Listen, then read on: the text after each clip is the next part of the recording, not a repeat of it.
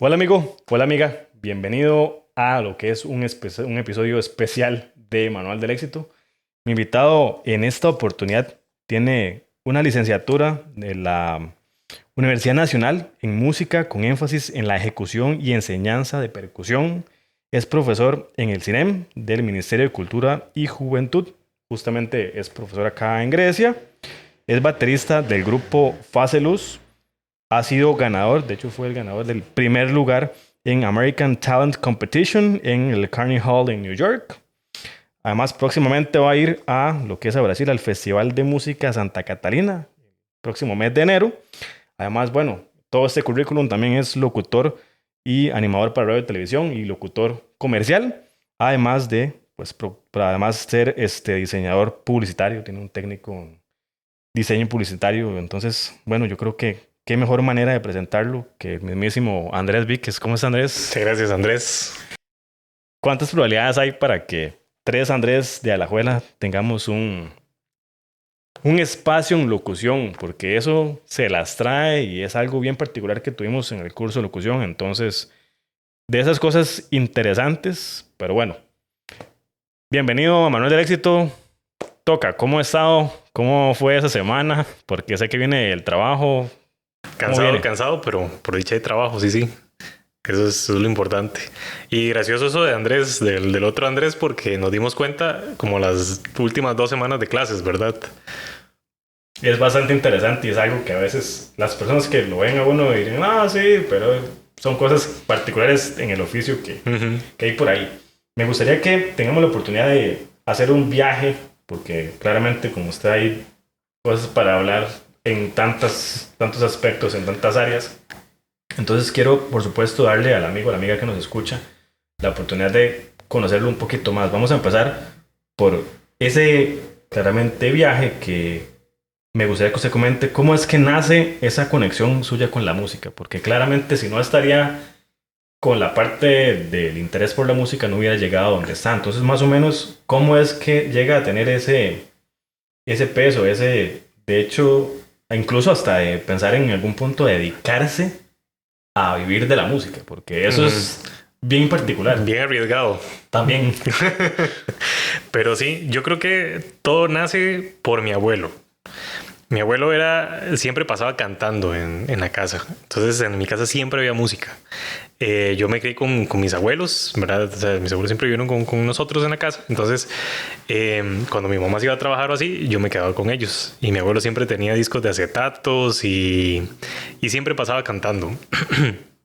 Después, fue él el que un día, y nunca se me va a olvidar porque él siempre me lo decía, como que pasaba un anuncio de Choice en donde salía alguien tocando batería y yo agarraba el sillón de la casa y me ponía a sacar el ritmo, y dice mi abuelo que hacía el ritmo, que lo copiaba, ¿verdad? Como que entendía dónde estaba el tono grave y el agudo, y ahí, ¿verdad? Lograba medio sacar el ritmo por encima de eso.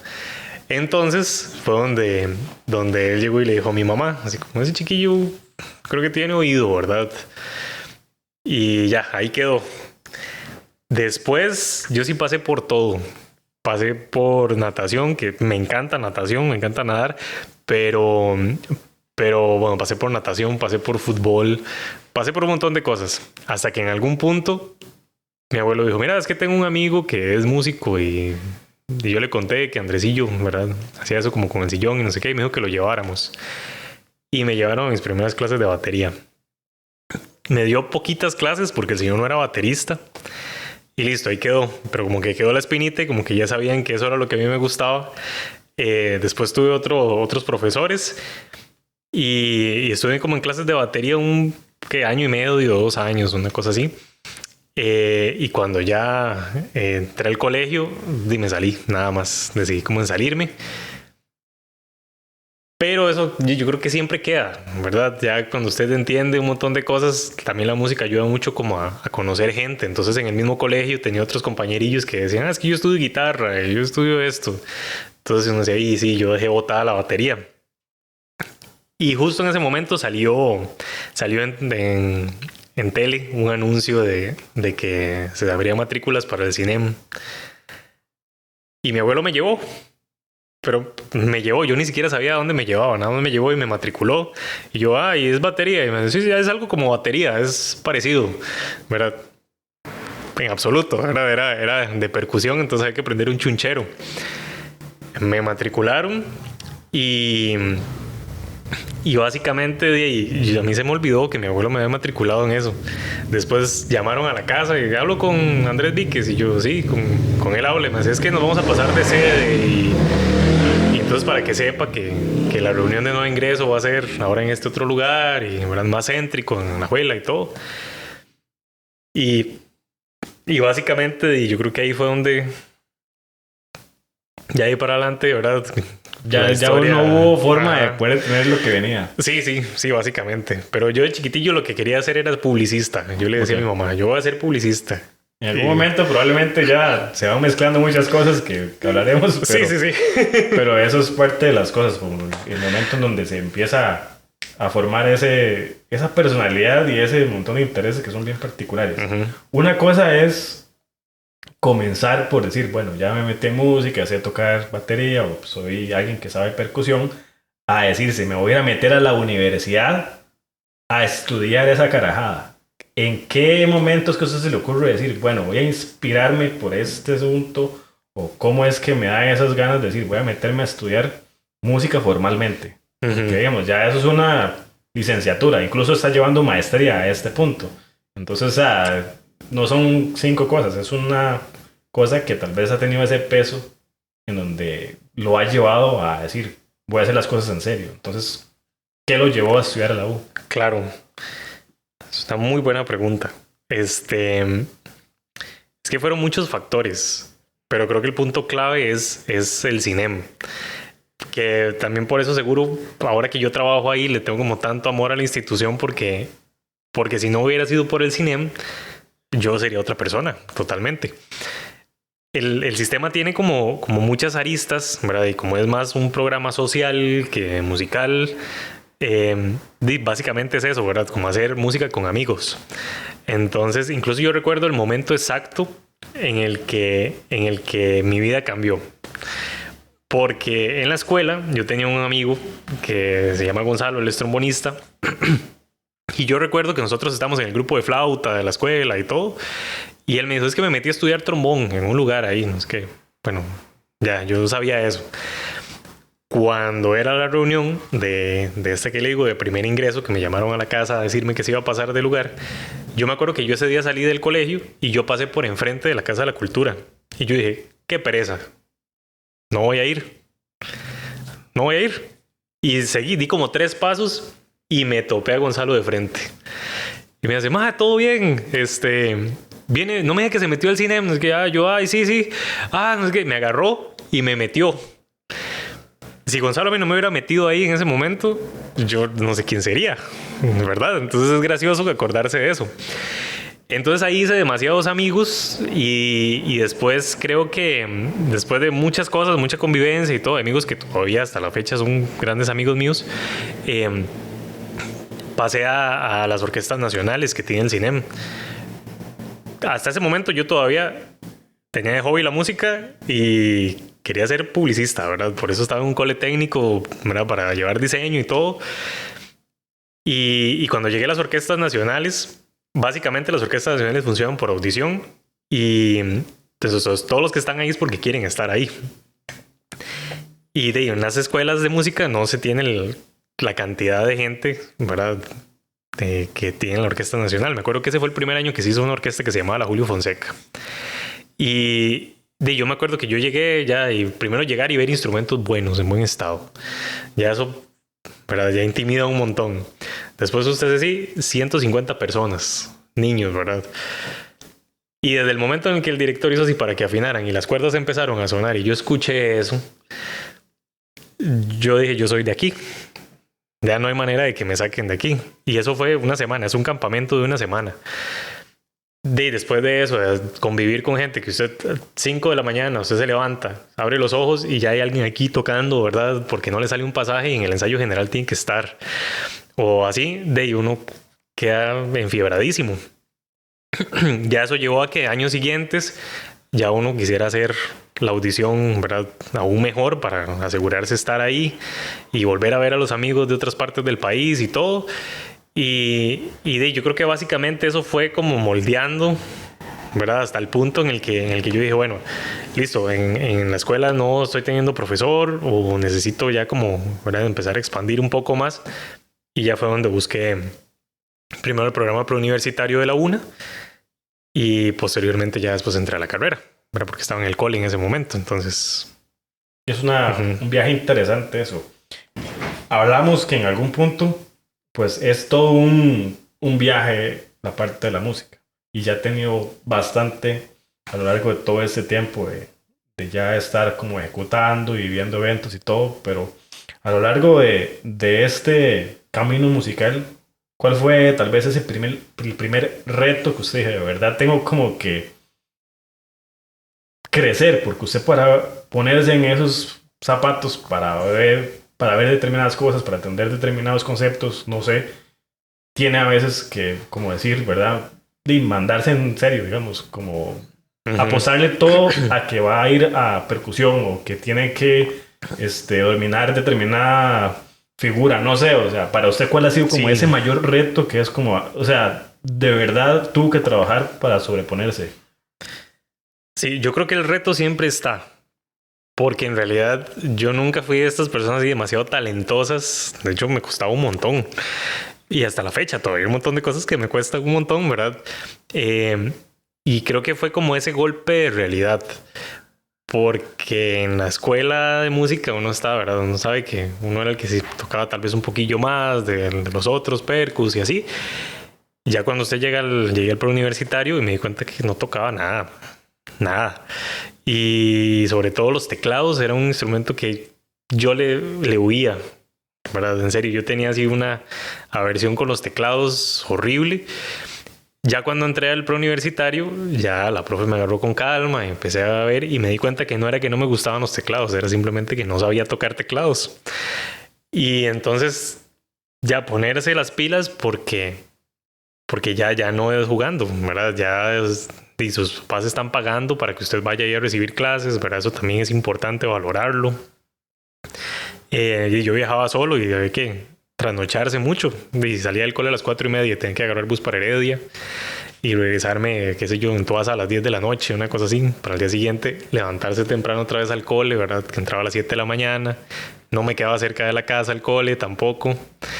Entonces, como de repente tener que hacerse esa disciplina de que sí tengo que estudiar porque tengo que cumplir con esto y a la vez agarrarle como ese gusto a la disciplina. Creo que ese fue como el punto clave ahí, ¿verdad? Como poder tomarse en serio las cosas. Qué interesante todo eso, porque uno diría, bueno, el vato es algo puntual del instrumento o algo, pero claro, ya una vez que uno va viendo muchas cosas tiene mucho sentido. Usted me comentaba que lo ha marcado de manera muy puntual, incluso ahora es profe de lo que es el CINEM, pero digamos, coménteme un poquito más todavía a profundidad, porque sé que obviamente no alcanzaría todo el conocimiento del mundo y también uno a veces tampoco tiene tanto tiempo para meterse demasiado en cómo funciona esto, pero en ese papel, ese crecimiento que eso fue como muy por encimita lo que contó ahorita, pero me gustaría que le dé un poquito más de visión a todo ese desarrollo personal y profesional que le ha tenido la oportunidad de brindar el CINEM, que es un órgano de un ministerio y todo, entonces a veces como, ¿verdad? No tiene tanto peso porque es de gobierno, hay muchas historias, entonces para usted personalmente, ese desarrollo personal y profesional, ¿qué tanto ha sido, digamos, ahí en eso de experimentar, de vivir cosas bonitas? Porque usted decía que lo marcó, pero expándame un poquito más en cuanto a eso. Sí, cuando yo le digo que el CINEM de verdad marcó quién soy yo, es literalmente que marcó quién soy yo, ¿verdad? Yo entré al CINEM con 14 años para cumplir 15, si no me equivoco, sí. Ya estaba un poco grande, ¿verdad? Hay gente que empieza 5 o 6 años, ¿verdad? Yo estaba empezando a los 14, 15. Sin embargo, yo siempre fui como muy tímido, aunque yo siempre he tenido como mucha hiperactividad y así, ¿verdad? siempre el hecho de conocer gente nueva y, ¿verdad? Como de estar como mucha gente, no me hace sentir tan cómodo.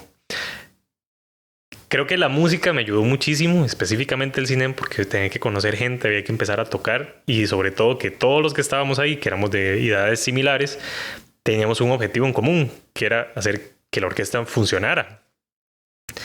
Que la orquesta funcionara, entonces ya si yo no estudiaba, ya no era que yo no estudié y listo, era que yo estaba boicoteando el proceso de todos los demás que estaban ahí, ¿verdad? Y también un poco ahí juega que después salíamos de ensayo y ya mi generación era una generación bien particular, que yo ahora que soy profe no veo como que la dinámica sea así, pero nosotros pasamos todo el día ahí.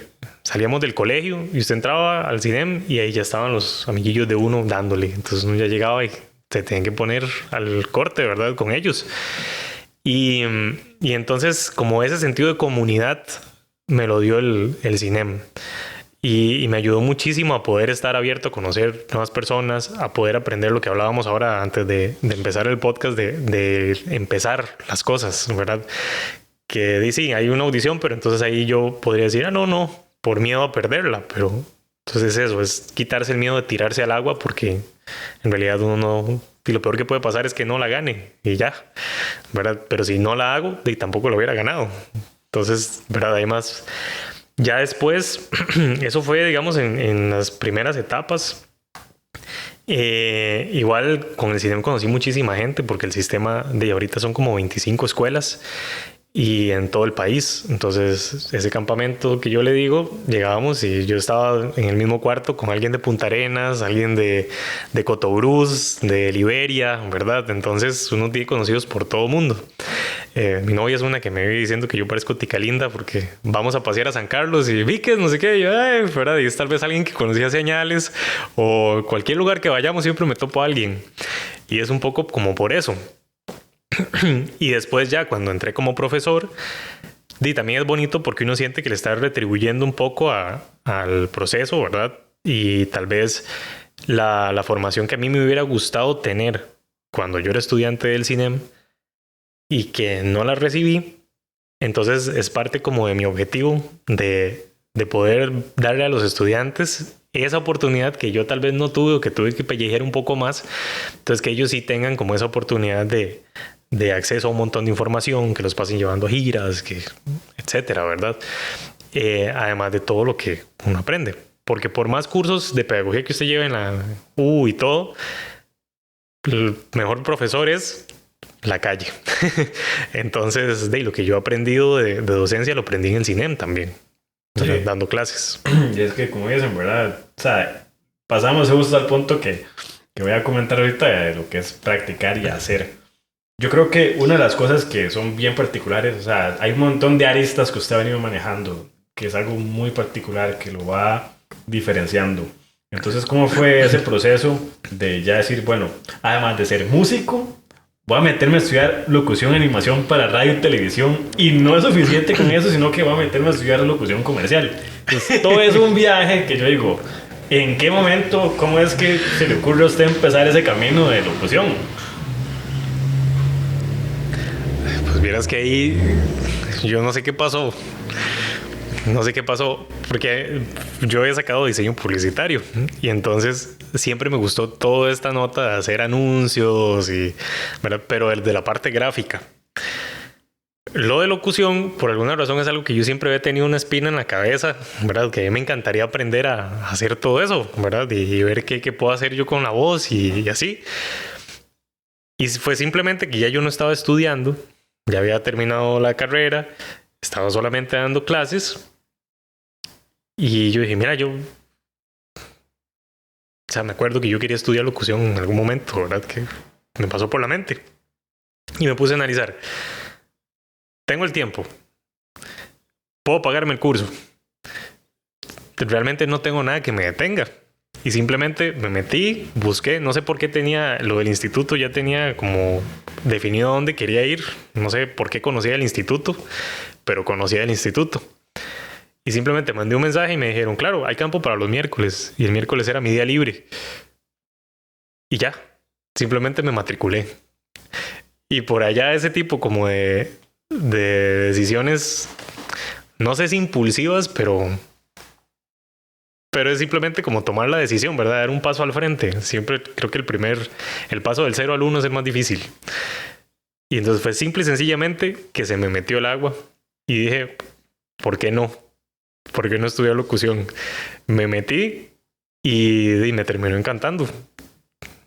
Sí, eso, o sea, ha sido algo que por supuesto le da un valor bien particular, porque, o sea, usted se pone a ver, es como, puede meterle a la parte, ya lo publicitario, tiene su buena base para decir, bueno, la parte de manejar el anuncio y eso, ya no es un patas vueltas para eso. Le genera su propia versión de música porque, bueno, y nadie es un secreto, ¿verdad? El hecho de hacer ya sus propias canciones ayuda un montón. Y yo decía eso, más ser locutor y saber de anuncios e incluso, o sea, el amigo o la amiga que en algún momento me escuche, o sea, cuando estábamos en clases de locución, estamos haciendo un proyecto y a André le tocó hacer un trabajo para un café. Ahorita igual X, da igual, no me patrocinan, pero el sería hecho, muy bueno. ajá, Y sí, se sí. la dejamos picando por si quieren. Por si acaso, por si quieren venir y darse una vuelta.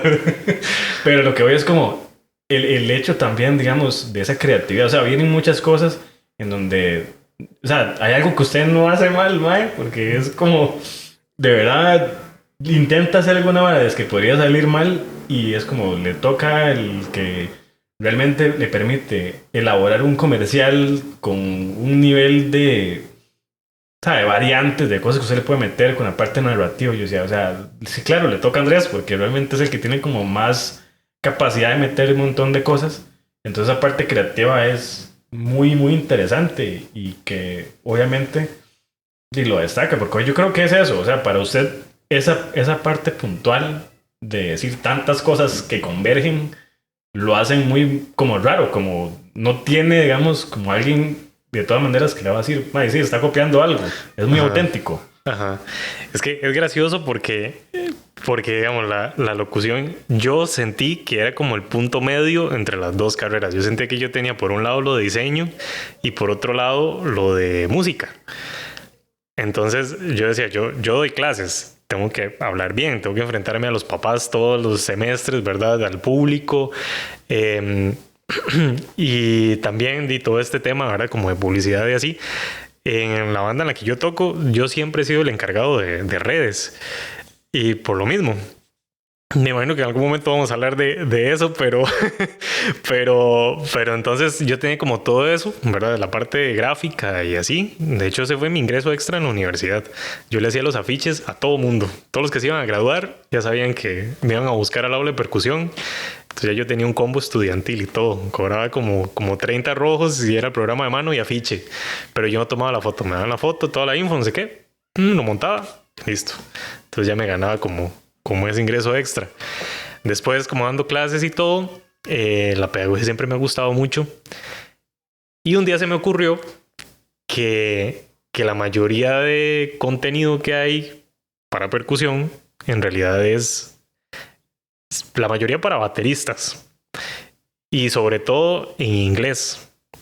Y entonces yo decía, a mí me gustaría que mis estudiantes no solamente tengan lo que se llevan en la clase, sino que ellos puedan llegar y decir, no me acuerdo cómo era este ejercicio, qué fue este tema que el profe me dio.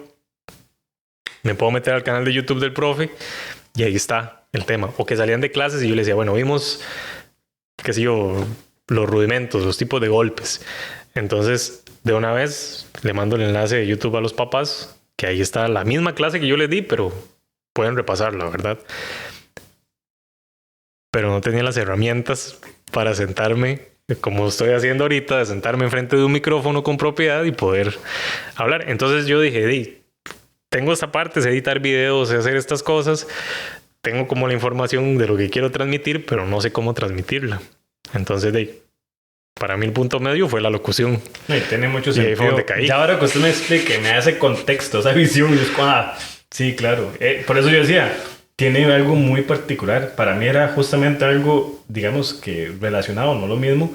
Decía, marketing es estar metido en la parte de redes sociales, de generar contenido, de todo esto. Yo es como, si le meto la voz, ya hago los comerciales, se puedo poner video y usted va uniendo pedacitos del cake y esa cosa va como teniendo más sentido.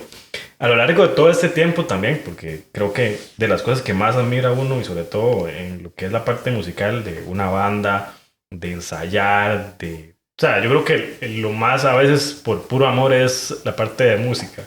Entonces, ¿ha existido algún momento en el que usted de verdad, como decimos, ese instinto de, no sé, preservación, el hecho de no quererse suficiente, decir, Mike, no dudo si seguir, realmente no sé si continuar, las cosas a veces están muy difíciles. ¿Hay algún momento particular en que usted diga, ¿será que llegó el fin de la carrera en la parte musical? Porque Demasiados. Sí. Pero muchísimos. Cuénteme Muchísimos. uno para no ponerse a llorar mucho. Es que en serio hay muchos. Es lo que le decía yo antes, ¿verdad? Que creo que es casi que es un requisito del músico tener síndrome del impostor. Porque siempre hay alguien que toca mejor que usted. El tema es que al principio es muy fácil caer en la tentación de ver la música como una competencia. Y nada más alejado de la realidad. Que su compañero toque mejor que usted, si usted lo ve como que usted está compitiendo con esa persona, usted está perdiendo todo. Porque en realidad que mi compañero toque mejor que yo, significa que yo aquí tengo un montón de información de cosas que yo no sé y que puedo jalar para mi saco, ¿verdad? Entonces, es como esa lucha interna, ¿verdad? Aprender cómo aceptar eso, que siempre va a haber gente que toca mejor que usted y todo. Entonces, son procesos y cada vez que uno va pasando por esos procesos, uno dice, es que tal vez no le salen las cosas o no entiende un curso en la U o algo y que es la primera cosa que se le pasa por la cabeza a uno, me voy de aquí, ¿verdad? Una en específico, creo que fue hace tal vez un año, creo que tuve así la peor crisis musical de mi vida, en donde estaba dando demasiadas clases, y no estaba tocando con nadie. El Fase Luz, que es el grupo en el que yo toco, estaba paralizado por completo. Ya había salido de la universidad, entonces no estaba tocando, no estaba montando piezas. Uno siente que se empieza a derrumbrar. Incluso yo tocando con los estudiantes y así, qué sé yo, me llamaban para algo y yo decía, o sea, yo antes podía hacer esto muchísimo mejor. Entonces es como ponerse enfrente uno y ver que el nivel va siendo así, ¿verdad? Va para abajo, es difícil. Y entonces, no sé, demasiadas cosas en las que yo estaba considerando seriamente meterme a estudiar otra cosa. Otra cosa más de todas las que ya tiene, dice. Sí. Es que a ver, yo me considero un eterno estudiante. Yo siento que yo no voy a dejar de estudiar nunca. Pero probablemente ahora, cuando termine la maestría, probablemente voy a buscar otra cosa que estudiar.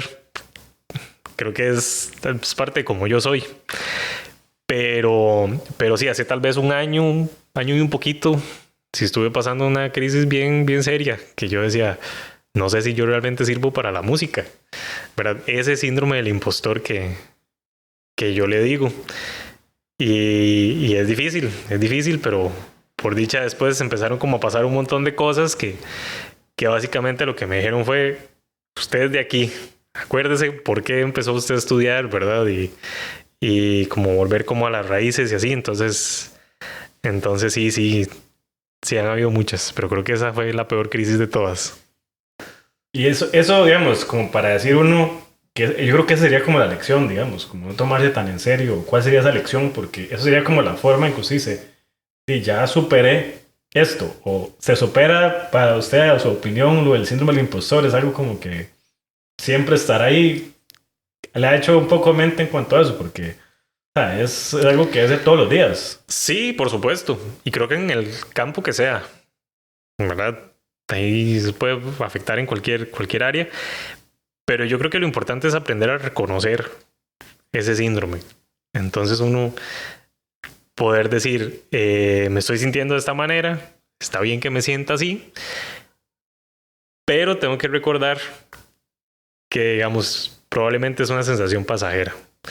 Y entonces una de las cosas que a mí me ayudó un montón a salir como de ese hueco en el que yo estaba fue que de repente un día me acordé de una frase que me había dicho mi abuelo, que fue justo cuando empecé a estudiar música y empecé como a ganar audiciones y cosas así, que mi abuelo llegó y me dijo un día, para usted saber a dónde quiere usted llegar, usted tiene que acordarse de dónde salió usted. Y entonces eso me hizo como reconectar mucho con por qué yo empecé a estudiar música, por qué yo empecé a dar clases y me dediqué más a la pedagogía que a subir de nivel como loco y empezar a tocar y chiviar y todo, ¿verdad? Sino más bien escogí ese lado. Entonces creo que es eso, es como poder reconocer ese síndrome del impostor, abrazarlo y decirle, ok, esté aquí a la par mía, pero no interfiera en mis cosas, ¿verdad? Es como tener muy claro hacia dónde va el objetivo que uno lleva. Ay, qué interesante todo eso, porque, ¿verdad? Uno, o sea, yo creo que como hablamos fuera de micrófonos, o sea, es algo que uno siempre tendrá y es como siempre veo a gente con mejor voz, veo gente con más títulos, con mejores cosas y tal vez uno que ahí está, según uno, con menos talento, pulseándola y a veces es como llega alguna persona y le hace comentarios, yo de verdad lo admiro porque esto y yo, en serio, estamos hablando de la misma persona. Pero imagínense, esas situaciones son bien extrañas porque uno en serio no se da el valor que uno a veces tiene, ¿verdad? Que a veces llegan y dicen, uy, sí, ¿verdad? O me ha pasado que yo llego a algún lugar y me presentan a alguien y me dice, claro, yo sé quién es usted, yo lo vi tocar no sé dónde, ¿verdad? Y fue puña, ¿verdad? Uno no piensa que haya gente que lo conozca a uno. Y sobre todo, es eso, es interesante, es eso de tener, imagínense qué aburrido sería usted ser el mejor en todo. Tiene que ser aburridísimo porque como no tener estímulos externos, ¿verdad? Incluso que para salirnos del lado de la música, vamos al lado de la locución, que es como lo que tenemos en común usted y yo. Tenemos un compañero que es súper bueno, ¿verdad? Locutando. Entonces, si nosotros vemos a esa persona como una competencia, como que esta persona me va a quitar el trabajo en algún momento, estoy perdiendo una oportunidad de crecimiento. Cada persona que está a la par de nosotros y que sepa algo que yo no sé, es una oportunidad de crecimiento. Depende de mí si yo lo aprovecho o no.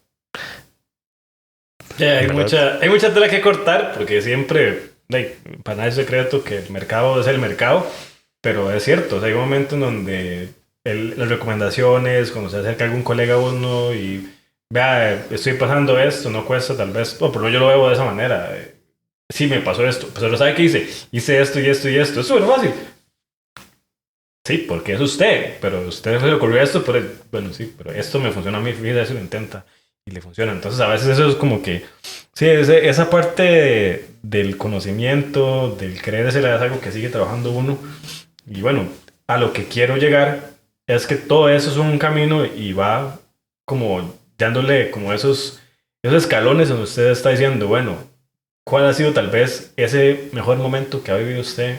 Y hagámoslo también incluyendo la parte como de tener presentaciones en una banda, porque creo que también, o sea, no lo he experimentado, pero dicen que las cosas más bonitas, digamos, que incluso se llegaría a acercar al orgasmo, es presentarse sobre una tarima, al experimentar no sé, esa aprobación social, tal vez llámalo así, que es ser reconocido, ¿no? Como aplaudido por una audiencia. Entonces, ¿qué se le viene tal vez a la mente a lo largo de decir todo esto que ha tenido mucho que ver con exposición social para decir, eso es como de los mejores momentos que he pasado, porque eso es lo que a usted le ayuda como ese aliciente para poder aguantar y decir, creo que soy en el camino correcto, creo que sí me gusta esto, sí puedo, porque, o sea, al menos para mí yo lo veo así, pero de esos momentos bonitos, agradables, en todo esto, ¿qué se le viene a la mente cuando le llamo eso? Es que es difícil tratar de pensar en uno en Son específico. tantos, dice. Es que ahí es donde uno, ¿verdad?, aprende a ver el vaso medio lleno y no medio vacío. Porque sí, han habido momentos difíciles, pero es que la sensación de estar en el escenario ahí es donde usted se da cuenta que usted es de ahí. Yo al menos me pasa, voy a pensar en situaciones de mucho estrés. Los recitales de graduación. Si hay un momento en el que un músico que haya pasado por la universidad sabe que es estresante, es el recital de graduación. Porque usted sabe que se tiene que pegar todo, que hay gente evaluándolo, tras eso hay público, ¿verdad? No es ni siquiera como un examen que usted hace ahí solito en el cubículo, sino que, ¿verdad?, está totalmente expuesto y de eso depende que le den o no su título. Pero contra lo que uno pensaría, que uno está así como un mar de cosas, ¿verdad? Creo que nunca se me va a olvidar cuando yo iba a hacer mi recital, el de bachillerato específicamente. Ese recital de bachillerato fue demasiado enredado todo. Yo había montado una pieza que era con coro, entonces había que coordinar a un montón de gente, ¿verdad?, que llegara al recital. Solo uno de mis compañeros me ayudó a pasar chunches. El recital era en otro lugar de la universidad, entonces había que pagar un camión, bajar las cosas, se habían reventado unas cuerdas de la marimba. Para no alcanzarlo con el cuento, ya la gente estaba afuera y yo todavía estaba con pantaloneta y camiseta y todo, porque no había caído en cuenta que ya iba a empezar mi recital.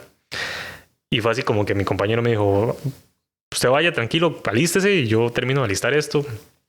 Ya fui y me lavé la cara, ¿verdad? Y todo. Y salí y uno todavía está con un montón de cosas. Pero yo me acuerdo cuando yo di el primer golpe. Yo tardé en dar el primer golpe con el instrumento y se me olvidó que había gente. Se me olvidó que había gente. Y ahí fue donde yo en realidad logré como hacer una metamorfosis de lo que es un recital. Y que es algo que yo le digo a mis estudiantes mucho. Que es que en realidad no vean el recital como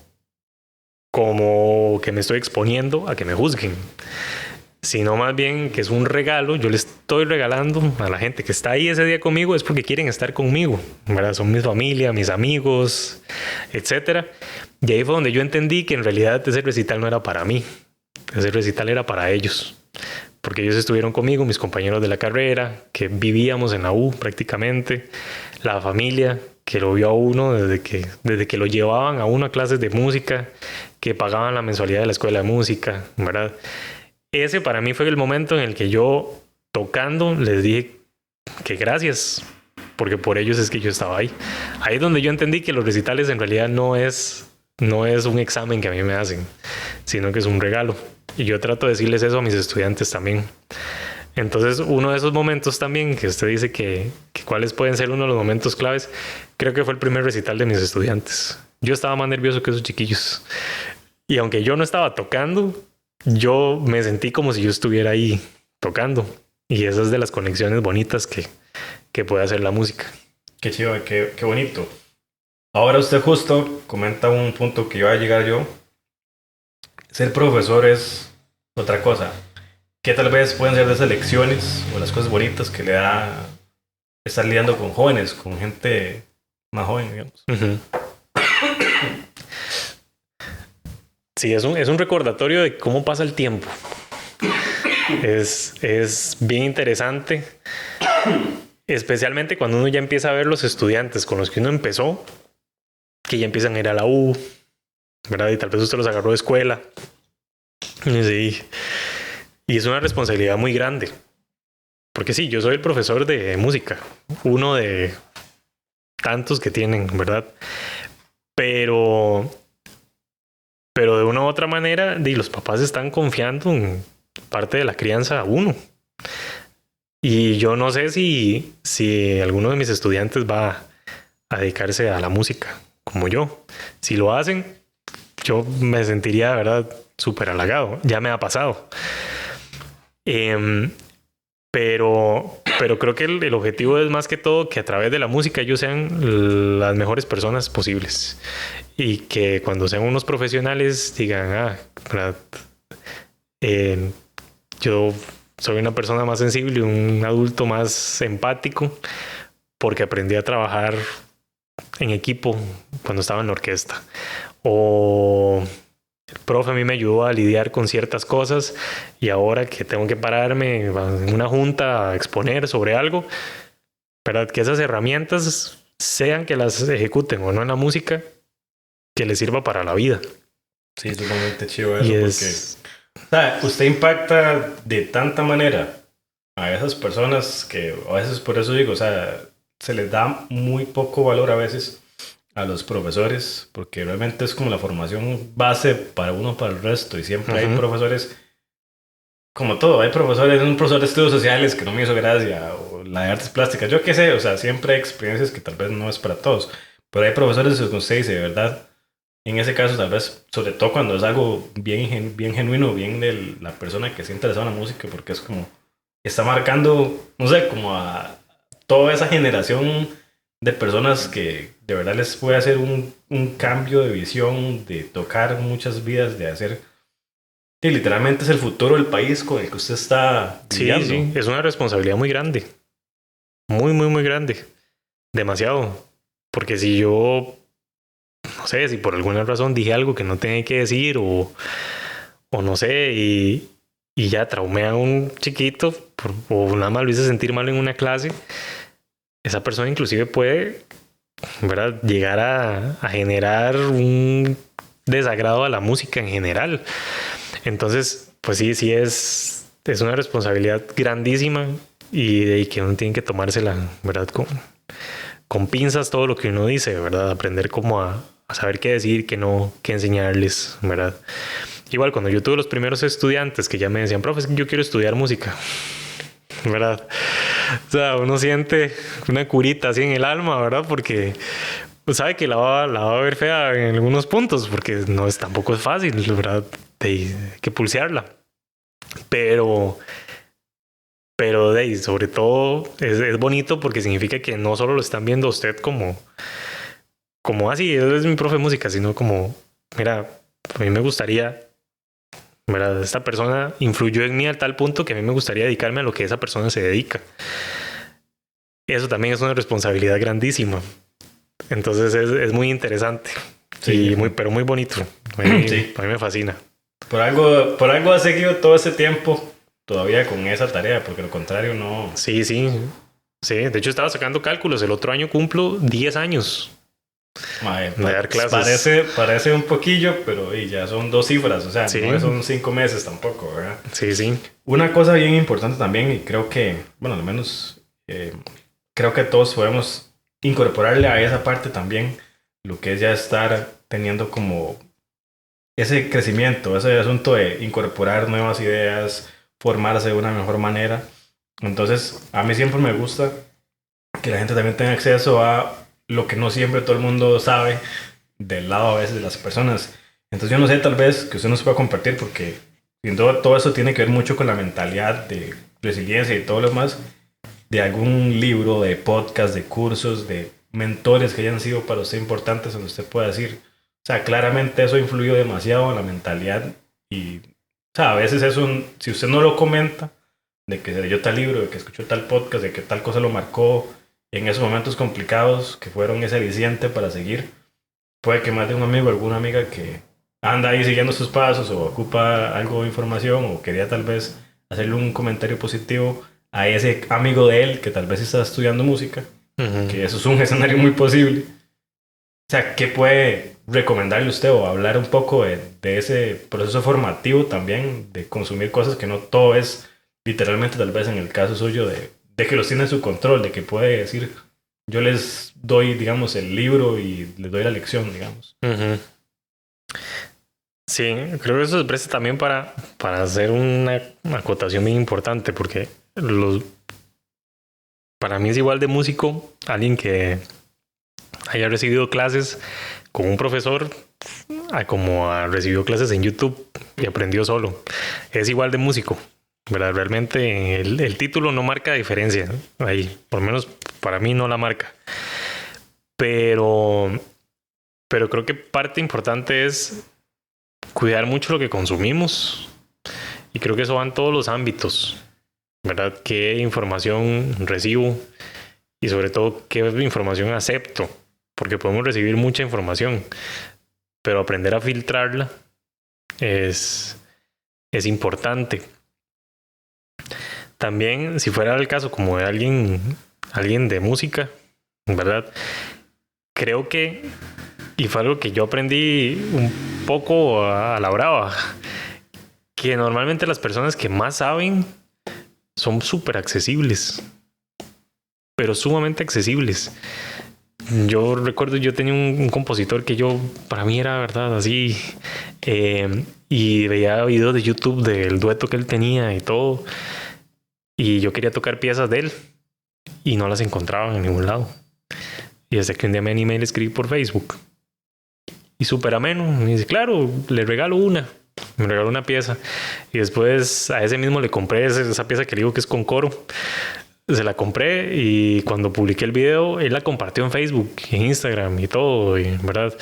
Entonces, creo que es importante que si alguien está estudiando música, que sepa que primero no sirve de nada quedarse con la duda, de nada. Creo que eso aplica para todo. Y si usted logró ubicar a alguien con que usted es afín, qué sé yo, que le gusta mucho tocar timba y encontró un baterista que toca timba acá, ¿verdad? Entonces, nada pierde escribiéndole, diciéndole, mira, ¿cómo puedo hacer esto? O este soy yo tocando, ¿qué me puede decir, verdad? Estoy seguro que la mayoría de personas van a verlo a bien. Entonces, creo que ese sería como el mayor consejo, derribar esas paredes que en realidad no existen y que la gente siempre es como muy accesible, especialmente en el arte. Hay de todo, pero... Sí, yo me imagino que sí. Pero es parte de las cosas de mandarse ahí, del no ya lo tiene asegurado. Lo más que le va a pasar es que siga mejorando, va por buen camino. Sí, básicamente. Pero, sí, es súper importante ese recordatorio. Para usted, porque creo que cosas que van calzando y que voy viendo por ahí, ¿qué importancia tiene lo que es tal vez la disciplina y esa pasión en lo que es una parte del arte? Eso es todo. Eso es todo. Si usted no tiene disciplina, no hay forma. No hay forma. Creo que la música es demasiado parecida al deporte. Si usted sale a correr una vez al año, no pretende que va a ser un maratón. No hay forma. Se tiene que ser constante y entrenar todos los días para poder correr esa maratón. Es lo mismo. Si usted sale de su clase de instrumento, guarda su instrumento y la saca hasta la siguiente clase, usted no está avanzando. Usted más bien se le olvidó lo que vio en la clase pasada y otra vez tiene que repetir la clase, ¿verdad? Entonces la disciplina es realmente todo. Si no tiene disciplina, hay que empezar a trabajar en cómo hacer esa disciplina. Porque es la columna vertebral. Incluso una persona muy talentosa, en algún punto, si esa persona talentosa, por más talento que tenga, no lo sabe forjar bien, la persona que tal vez le costaba un poco más, pero sí tiene la constancia y la disciplina, va a terminar pasando a esa persona que tenía todas las herramientas a su disposición, pero no las supo aprovechar. Sí, por supuesto. Creo que usted es de esas personas que, como hablamos, como es tan particular, esto puede ser muy valioso, pero digamos, usted tiene el chance de tener una persona que le pueda dar un consejo a alguien que estudia la parte de arte y lo mezcla con comunicación. Es algo bien particular lo que estamos manejando aquí. ¿Qué consejo, qué le podría decir a esa persona? Porque, o sea, yo no podría pensar y darle muchas cosas que usted, con esa trayectoria, con premios, con todo lo que ha vivido, ahora sí puede decirle. Sí, yo lo que le diría, específicamente comunicación y arte. Si no, bueno, eso puede ser muy grande. Sí, pero empecemos por ahí. Demasiado. Pero creo que esas son un par de herramientas muy poderosas. La música en sí sola es una herramienta de comunicación importantísima, ¿verdad? Siempre ha sido una forma de crítica social y eso está reflejado en los periodos de la historia y todo. O sea, la música es en sí, el arte en general es un medio de comunicación importantísimo. Ahora con las redes y con todo, ¿verdad? Con la globalización, se ocupan otro tipo de herramientas. Entonces, si una persona tiene esas dos herramientas, creo que es parte fundamental de saber cómo exponer su arte con la comunicación, ¿verdad? Y nosotros como artistas de por sí ya somos comunicadores. Pararse enfrente de un escenario a tocar no es tan diferente a pararse en un escenario a hablar. Solo hay que saber, ¿verdad? Ligarlo. Eso es todo un mundo, porque realmente ahí hay muchísima tela que cortar. Como siempre. Hay algo que también va ligado a eso y quería como comentarlo. He tratado de estar como leyendo cosas particularmente en cuanto a equilibrio, a ver si realmente, bueno, se puede manejar una vida exitosa solo como teniendo un balance, como verás, me enfoco en tener un balance en todas las áreas de mi vida, pero a veces realmente como que el multitarea no existe realmente como multitarea, sino es el saber delegar y darle prioridades a las cosas. Ya ahí sí voy a poner esos tres contextos que tal vez para usted ahorita han sido como más importantes. Para usted es un equilibrio entre la parte de música, el trabajo y la parte de comunicación. ¿Cómo ve usted esos tres pilares, esas tres áreas? Porque, o sea, se podrá tener un equilibrio, hay que mejor por temporadas darle prioridades a alguno que otro. ¿Cómo ha sido eso de manejarlo, por lo menos en su experiencia? 7 temporadas. 6 temporadas. Pero sí, sí se puede. Es que todo va muy de la mano. También hay épocas en las que tal vez el trabajo amerita más tiempo. Entonces, bueno, aprender a ceder un poquito, ¿verdad? Entonces no puedo estar lo que hablábamos ahora, ¿verdad? Tengo en la lista un montón de cosas, de contenido que quiero hacer sobre clases, sobre técnicas, sobre infinidad de cosas, pero ahorita el trabajo no me lo permite, porque en este momento, en esta época del año, estoy con un montón de cosas con los chiquillos. Enero, que voy a tocar, entonces sé que más bien es al revés. Más bien enero es el momento en el que de fijo voy a grabar un montón de contenido, voy a aprovechar para aprender todo lo que pueda. Va a ser mi momento de tocar y tocar y tocar y tocar, ¿verdad? Entonces es eso, es como creo que es parte del balance, saber en qué momento me es más útil dedicarle más tiempo a una cosa o a otra, ¿verdad? No solo que... Creo, no sé qué opina usted al respecto, pero creo que el balance por sí solo no existe. Uno tiene que tener... Justo por eso venía yo a preguntar. Para uno dice, si usted en algún área de su vida quiere ser bueno, va a tener que... Bueno, hay diferentes conceptos. Hay que incomodarse un poquito. Pero lo que voy es... O sea, usted tiene que dedicarle esas 10.000 horas a hacer bueno en las cosas. Yo le decía a usted... Yo no me siento que yo soy la persona como más habilidosa, simplemente le he dado y le he dado y le he dado tanto a algo como, por ejemplo, el podcast, que llega un momento donde es como, dice, ya tiene... ¿Cuántos episodios tiene ya? 54 Imagínese. en este momento. Entonces digo, yo lo digo, todavía me comparo con gente que tiene 1.500 y yo me falta un montón, tengo que ponerle. Entonces no puedo fallar una semana, pero eso no quiere decir que, digamos, no haya mucho trabajo acumulado en algo muy puntual. Entonces usted no puede mejorar en todo en la vida a la misma vez. Tiene que enfocarse en una cosa. Y no sé, a lo largo de estos meses que he estado leyendo cosas, justamente era eso. Es como, no existe realmente un balance. Usted si quiere ser bueno en algo, tiene que enfocarse, por lo menos le decía, por una temporada. En esa temporada quiere ser bueno en locución. Pues dele horas, queme las pestañas buscando contenido, aprendiendo, haciendo ejercicios, lo que fuera. Entonces, por eso justamente yo decía, o sea, si a mí me cuesta con el tiempo... Y eso no le va a quitar progreso en las otras áreas. Ajá. Porque después usted eso lo lleva a la práctica. Por ejemplo, todo el año pasado prácticamente fue full locución. Full locución.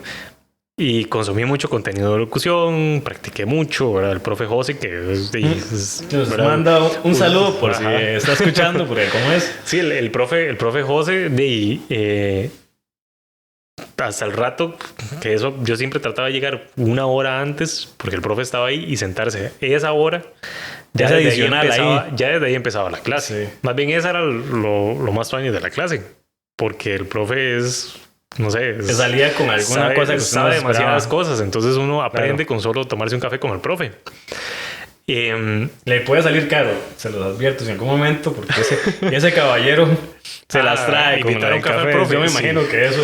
Sí. Pero. Y entonces, todo lo que aprendí en locución, después, y que yo se lo decía al profe, yo llegaba y ahora yo pararme en el salón de clases, yo soy otra persona. sea, el Andrés que daba clases hace 2 años al que da clases ahora es otra cosa.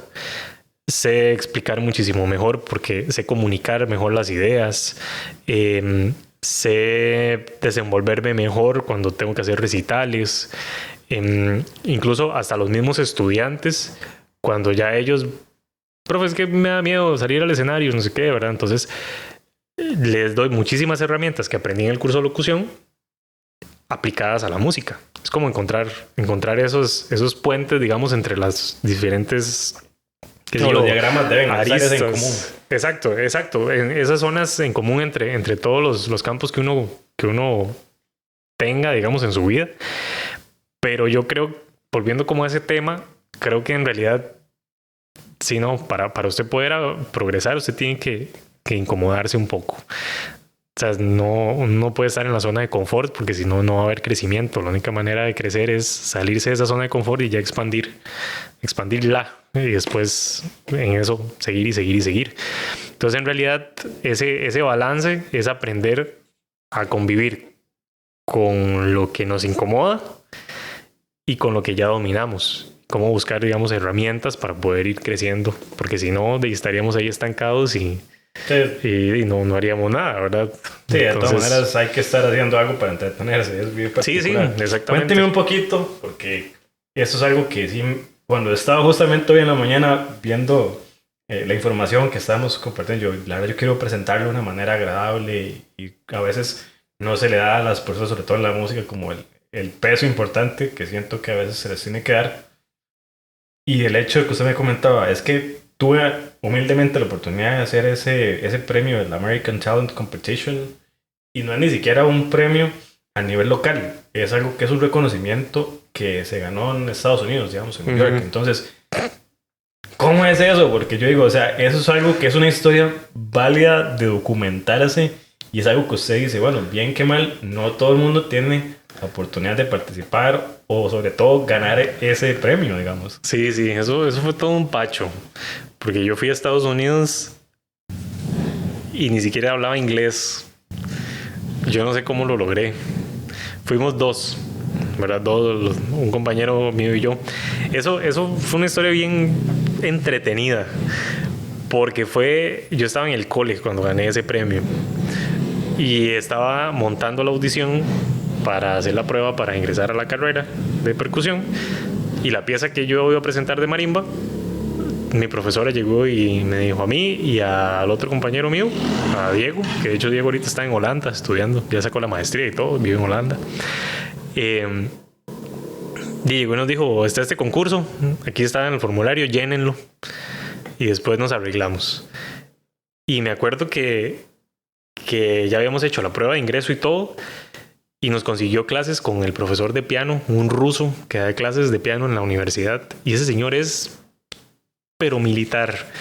Y entonces nada más llegó y le dijo como, Alexander, ¿cuándo les puedo dar clases a ellos? Y el señor nada más llegó a decir, chicos, puedo atender 5:30 de la mañana.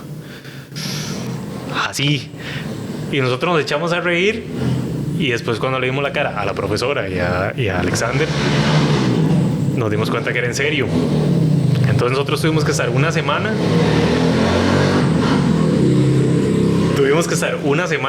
yendo a las 5:30 de la mañana. Tenemos que estar ya en la universidad. No sé cómo consiguieron un permiso para que nos abrieran el aula a las 5:30 de la mañana, y a esa hora tenemos que estar dándole, ¿verdad? Y que no, que así no, y aprendimos un montón, ¿verdad? Pero nosotros éramos unos cagados. Yo tenía 18 en ese momento y ni siquiera estaba en la carrera de música. O sea, tiene como esa mentalidad de colegio, ¿verdad? Ni siquiera está como con la mentalidad de la U. Y así fue. Y mandamos la audición. Y a mí se me olvidó esa audición por completo. O sea, la mandamos y ya se me borró por completo de la memoria la audición. Y simplemente un día, como al mes creo que fue, que me llega un correo en inglés. Digo, yo es una estafa o algo. Y ya lo abro y decía ahí que usted ha ganado el primer lugar y no sé qué. Y yo me levanté brincando y desperté a mi mamá y todo. Y yo gané. ¿Pero qué ganó? ¿Qué ganó? Me decía, ¿verdad? Y yo gané aquí. Y me acuerdo que se hizo bien viral. Salimos hasta en tele y todo. Diego y yo. Sí, los dos ganamos primer lugar. Y entonces y ninguno de los dos hablaba inglés. Y así nos fuimos para Estados Unidos. Eso fue la película de Michael Jordan. Así justamente, así yo me sentí súper identificado con esa película por lo mismo. Fue un pacho, pero sobre todo fue muy importante porque nosotros ganamos eso cerrando el año, el último año previo a la U, y fuimos a tocar al Carnegie Hall estando en primer año.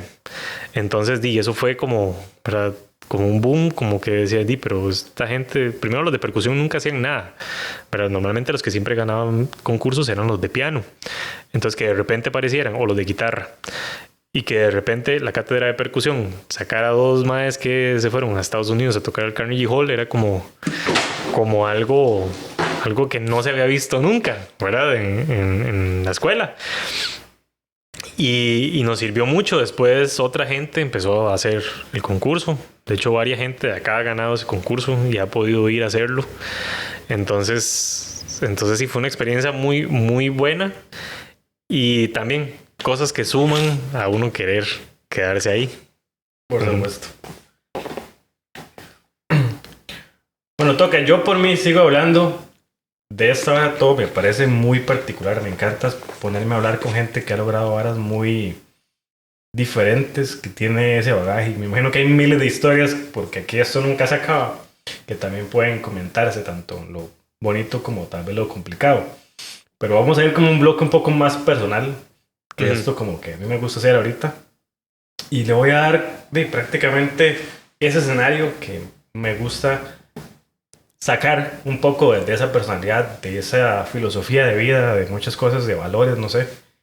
Le voy a dar el siguiente escenario, ¿verdad? Entonces, dado el escenario en donde todo el contenido que usted ha grabado, todo lo que ha existido en internet y realmente puede ser como un recuerdo bonito, algo, ¿verdad?, que puede mantener por ahí la memoria, va a desaparecer. Y lo único que a usted le va a quedar son 3 ideas, lo que va a quedar prácticamente en el audio, en el video, para que usted se lo pueda dejar, digamos, a su familia, a sus amigos, al mundo en general como un legado.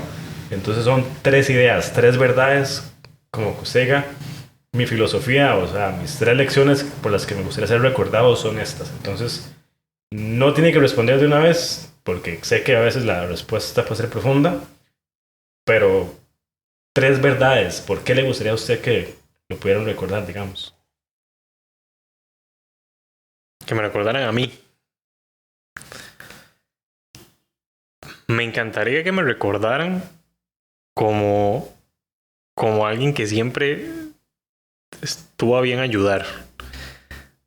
Que lo poquito que sé, que digamos que lo diera, digamos, sin esperar nunca nada a cambio.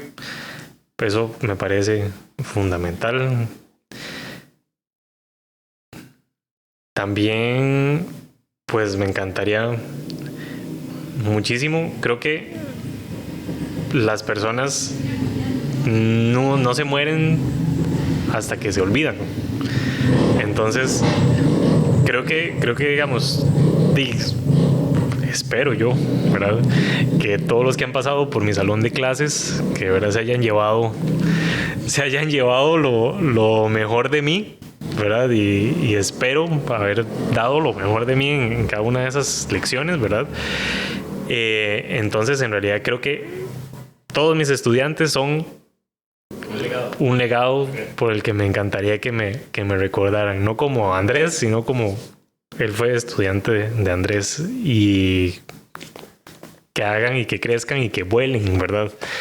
Entonces eso pues me encantaría, y ya lo veo, tengo muchos chiquillos ¿verdad?, que yo me siento súper orgulloso. Yo los veo ahí a veces en videos tocando con orquestas y cosas, y yo incluso hace poquito me salió, yo sé que yo hablo mucho, Pero de eso se trata, ¿no? pero hace poquito me salió un video de un estudiante que estuvo conmigo no mucho tiempo. Sin embargo, se salió, ¿verdad? Era de cuando trabajaba en el Parque de la Libertad. Y hace poco me empezó a seguir en Instagram y subió un video tocando en una cimarrona. Y yo me acuerdo que él siempre era de los que andaban con las mascaradas, pero con la máscara, ¿verdad? Y poco a poco me decía, profe, es que vieras, es que como ya ven que ya toco un poquito más, entonces ya me dejaron un día tocar una pisita y no sé qué. Y ahora más bien él es el que anda aquí, ¿verdad? Repartiendo y todo. Y sobre todo solamente verlo, que tenía bien agarrados los bolillos, que le salía todo bien y todo. Yo digo, sí, o sea, él tal vez no quería ser músico sinfónico. Él quería hacer eso y yo aporté a que él está haciéndolo un poquito mejor, ¿verdad? Entonces, eso a mí me llenó un montón también. Sí, ese la historia día. vale un montón. Claro. Bueno, ya tiene 2. Le falta una, ¿verdad? Yo sé que es difícil, porque es concentrar como filosofía e ideas que lo puedan identificar. Sí, por supuesto.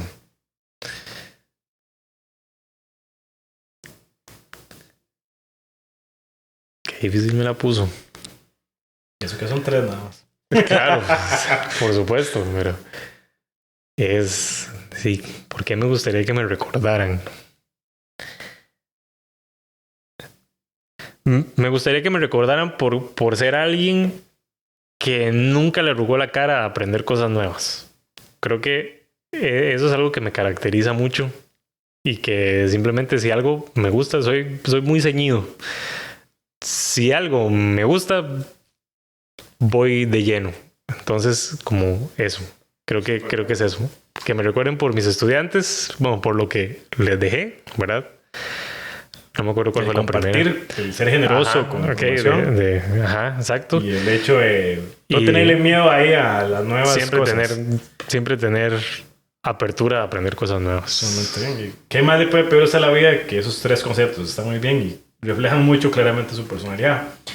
El podcast se llama Manual del Éxito y es como la pregunta más genérica, pero a mí me gusta hacerla porque yo le digo a la gente, o sea, la definición de éxito es muy particular para cada uno. E incluso dentro de años mi definición puede cambiar, pero si yo le digo a usted, Andrés, hoy para usted, ¿cuál es su definición de éxito? Y me dice. Para mí la definición de éxito creo que sería que usted pueda salir a la calle, caminar con tranquilidad, de que si usted se va a topar a alguien, va a ser alguien que lo va a recordar a usted porque fue buena persona. El hecho de usted poder llegar fin de semana y estar sentado vacilando con sus amigos, poder estar sentado tomándose un café con su familia y poder estar rodeado de personas que usted aprecia y que eso es recíproco. Creo que eso es realmente ser exitoso en la vida. Sí, creo que el éxito no se marca por trofeos, ni por títulos, ni... Esas cosas son pasajeras. Eso queda. Pero usted tener personas que lo valoren a usted, por quien es usted, eso es para mí tener éxito en la vida. Súper bien. Ha sido un placer, mi estimado Toca, tenerlo por acá. Ya viene como lo que es el cierre del episodio, del programa. Siempre me gusta tener algunos detallitos por aquí. Entonces, bueno, me encanta darle siempre un certificado de participación. Qué buena nota. Entonces, aquí tengo el certificado y está selladito y todo, que es como la prueba de veracidad de que es un certificado oficial de Manual del Éxito. Y por supuesto, pues sé que le gusta la música y creo que muchas de las cosas no hubieran dado de la misma manera, no hubiera habido un clic de la misma manera si no hubiéramos tenido esos viajes en carro y todo lo que hemos comentado, lo que hemos tenido en común, la música nacional. Bueno, haciendo yo creo que catarsis de por qué mi carro se jodía cada semana. Eso ha sido una de las experiencias más agradables de venir al curso de locución comercial. A veces no es tanto la clase, sino el viaje de vuelta. Entonces eso era muy bonito y decía, bueno... Sí, creo que cabe dar contexto, ¿verdad? Que es que yo soy de Alajuela, Andrés es de Grecia, y mi carro se jodía cada rato.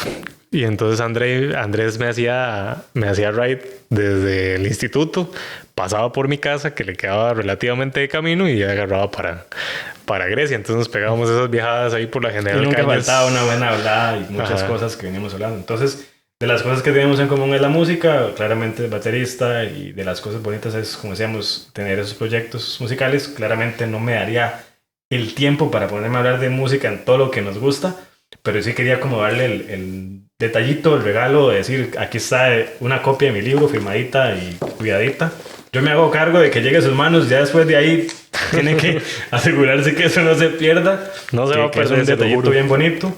Y es como, verdad, yo creo que ya ahora tal vez con el paso del tiempo uno puede tener ese tipo de información que es más en cuanto a la música, en cuanto a los mitos, en cuanto a la gente que le gusta el rock.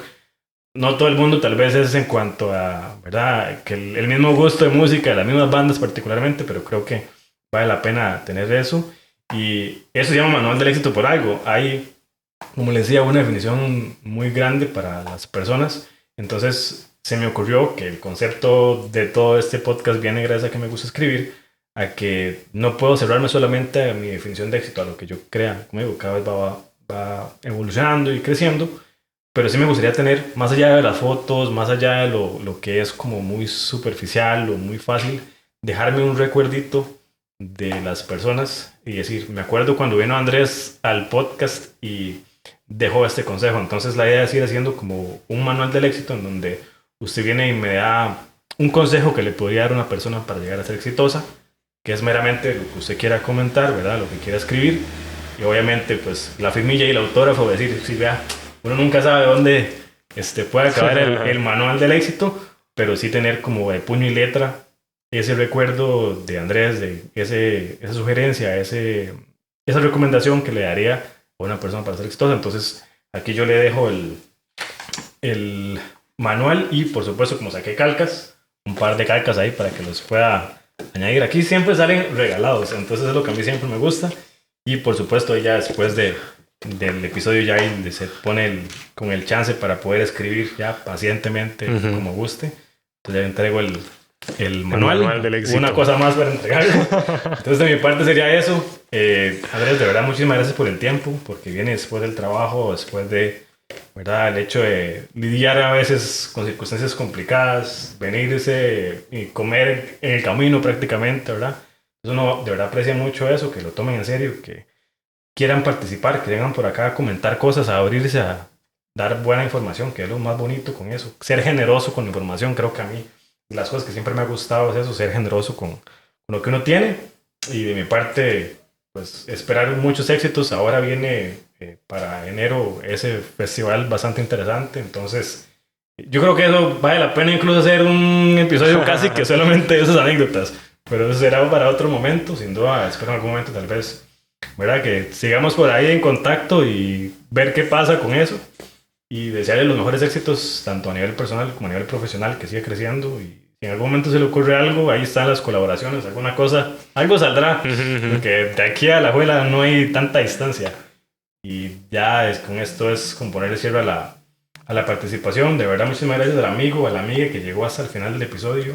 Falta algo que se me vaya, que quiera comentar, al amigo, a la amiga que llegó hasta este momento de ya no sé ni cuánto hablando papaya.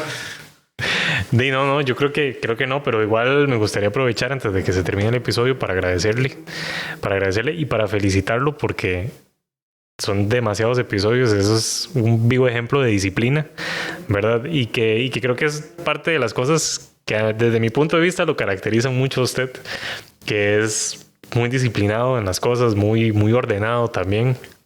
Y creo que esto ¿verdad?, es el vivo ejemplo de eso, y que me consta que le mete mucho amor a todo. Entonces de verdad agradecerle por la invitación, por tomarme en cuenta, y felicitarlo por este éxito. Pura vida. Entonces, bueno, mi parte sería eso. Gracias, Andrés, gracias, amigo, amiga, por llegar hasta el final del episodio, por aguantarnos este rato hablando, y nos escuchamos en un próximo episodio de Manual del Éxito. Pura vida.